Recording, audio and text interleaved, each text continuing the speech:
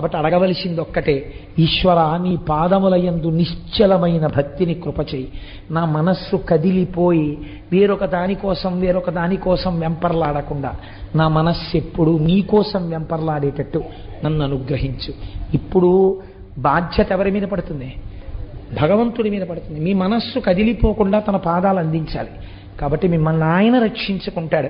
అందుకే శంకరులు అంటారు, ఎప్పుడు అడగవలసినా మనం ఒక్కటే అడగాలి, ఈశ్వర మీ పాదముల యందు చెక్కు చెదరని నిశ్చల భక్తిని కృప చెయ్యి.